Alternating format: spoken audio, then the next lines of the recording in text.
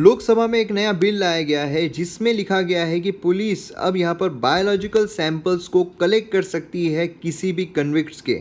तो अब सवाल ये खड़ा होता है कि क्या इससे हमारा जो मौलिक अधिकार है, जो मूलभूत अधिकार है, जो फंडामेंटल राइट है, स्पेशली आर्टिकल 20 की अगर हम बात करते हैं, 21 की अगर हम बात करते हैं, क्या उसका उल्लंघन होगा, क्या उसका वायलेशन होगा? इन सभी चीज़ों को हम यहाँ पर डिस्कस करने वाले हैं। चलिए शुरू करते हैं। तो जैसा कि आप यहाँ पर देख सकते हैं कि गवर्नमेंट जो है उन्होंने इंट्रोड्यूस किया है criminal procedure identification bill 2022 Lok Sabha में, और यहाँ पर उसका स्ट्रॉन्ग प्रोटेस्ट जो है अपोजिशन की तरफ से देखने को मिल रहा है। ये जो बिल है ये प्रपोज कर रहा है कि जो पुलिस है, जो प्रिजन अथॉरिटीज़ है, उनको यहाँ पर अलाउ किया जाएगा कि वो जो बायोलॉजिकल सैंपल्स है उनको कलेक्ट कर सकते हैं, स्टोर कर सकते हैं, एनालाइज कर सकते हैं। इसमें फिजिकल एंड बायोलॉजिकल सैंपल दोनों इंक्लूडेड है, जिसमें रेटिना बोलिए, आइरिस स्कैन बोलिए, सभी यहाँ पर लिया जा सकता है। सेक्शन 2(1)(b) अगर हम देखते हैं इस बिल का, तो डिफाइन करता है मेजरमेंट्स टू इंक्लूड। यहाँ पर मेजरमेंट जो है, जो यहाँ पर लाए जाएंगे या फिर लिए जाएंगे, वो क्या क्या उसमें इंक्लूडेड है। तो फिंगर इम्प्रेशन, यहाँ पर इम्प्रेशन जो है वो लिया जाएगा। यहाँ पर जो पाम प्रिंट इम्प्रेशन है वो लिया जाएगा। फुटप्रिंट इम्प्रेशन है वो लिया जाएगा। Photographs, iris, retina scan, physical and biological samples, उनका एनालिसिस, बिहेवियरल एट्रीब्यूट जिसमें सिग्नेचर बोलिए, हैंड राइटिंग बोलिए, या कोई भी एग्जामिनेशन, यहाँ पर सेक्शन 53 में जो रेफर किया जा रहा है कोड ऑफ क्रिमिनल प्रोसीजर 1973 के, वो यहाँ पर लिया जा सकता है। अब आपके मन में ये भी सवाल आ रहा होगा कि ठीक है ना, मतलब अगर कोई कन्विक्ट है तो उसके लिए तो ये लिया जाना चाहिए, सैंपल जो है वो लिए जाने चाहिए, जो फिंगरप्रिंट्स है वो लिए जाने चाहिए। फिर यहाँ पर समस्या जो है वो क्यों आ रही है? समस्या इसलिए आ रही है क्योंकि हमारे कॉन्स्टिट्यूशन में, हमारे संविधान में इसके लिए दो जगहों पर, स्पेसिफिकली अगर मैं बोलूँ तो फंडामेंटल राइट जो है वहाँ पर दो जगहों पर इसके प्रावधान दिए गए हैं। इसके लिए जो समझ लीजिए एक जो शील्ड है वो यहाँ पर दी गई है। अब वो क्या है, वो समझने से पहले यहाँ पर हमें समझना होगा कि लॉ यहाँ पर अगर आप देखोगे तो क्या कर रहा है। ये law identification of prisoners act 1920 जो है उसको यहाँ पर रिप्लेस कर रहा है, जो यहाँ पर कलेक्शन एंड मेजरमेंट जो है मोस्टली जो यहाँ पर कन्विक्टेड है उनके द्वारा, मतलब जो प्रिजन सेंटेंस यहाँ पर सर्व कर रहे हैं उनके द्वारा यहाँ पर लिया जाएगा। मेजरमेंट अगर आप देखोगे तो अंडर 1920 एक्ट इसमें सिर्फ finger impression and foot impression जो है वो यहाँ पर इंक्लूडेड है। लेकिन अभी अगर आप देखोगे तो इन्होंने बहुत सारे इंप्रेशन जो है वो यहाँ पर ले लिए हैं, including palm print impression, photographs, iris and retina scan, physical and biological sample, ये सभी यहाँ पर इसमें इंक्लूड कर दिए हैं। इसकी वजह से यहाँ पर कॉम्प्लिकेशंस जो है वो क्रिएट हो रहे हैं। अब यहाँ पर कैटेगरीज कौन कौन सी इंडिविजुअल की, जो यहाँ पर कन्विक्ट किए गए हैं ऑफ ऑफेंस जो यहाँ पर पनिशेबल है और फोर्स में है।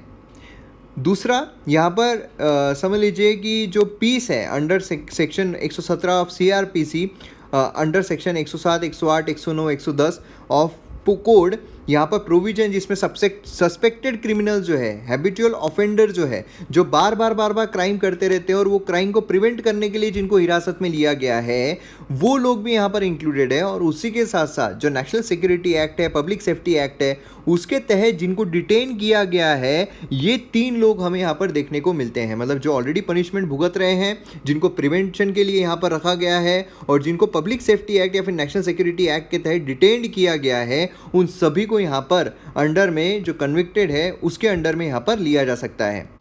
अब देखिए गवर्नमेंट के द्वारा तो ये भी बोला जा रहा है कि ऐसे व्यक्ति जिन्होंने महिला और चिल्ड्रन के अगेंस्ट में क्राइम किया है, उसी के साथ साथ ऐसा कोई क्राइम किया है जिसकी पनिशमेंट 7 साल से ज़्यादा है, इनको छोड़कर बाकी जो लोग हैं वो यहाँ पर अपना बायोलॉजिकल सैंपल देने से नकार सकते हैं, मना कर सकते हैं। या फिर अगर वो यहाँ पर एक्विंट हो जाते हैं, वो यहाँ पर छूट जाते हैं, तो जो भी यहाँ पर सैंपल्स लिए गए हैं उसको नष्ट करने के लिए भी कहा जा सकता है कि भाई अब उसको ख़त्म कर दो। राइट टू बी फॉरगॉटन, याद कीजिए कि भाई हमको यहाँ पर भूल जाओ, हमको यहाँ पर ख़त्म कर दो, ये भी यहाँ पर बोला जा सकता है। तो ये भी प्रावधान हमें देखने को मिलता है।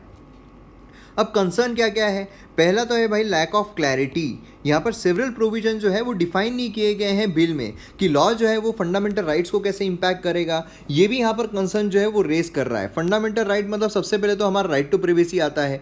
फंडामेंटल राइट में राइट टू प्रिवेसी हमें देखने को मिलता है, और राइट टू प्रिवेसी मतलब क्या है कि हमारे जो जितने भी पर्सनल बायोलॉजिकल सैंपल्स है उसको यहाँ पर प्राइवेटली रखा जाए।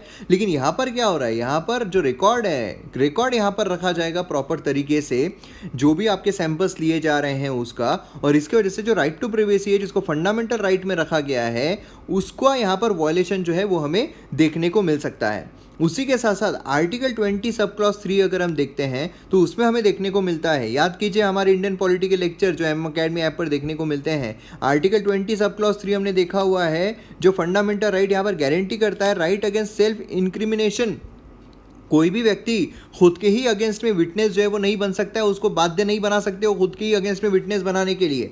तो ये चीज़ हमें देखने को मिलती है और इसी का वॉयलेशन जो है यहाँ पर किया जा रहा है इस बिल के तहत। तो इसीलिए यहाँ पर कंसर्न जो है जताए जा रहे हैं।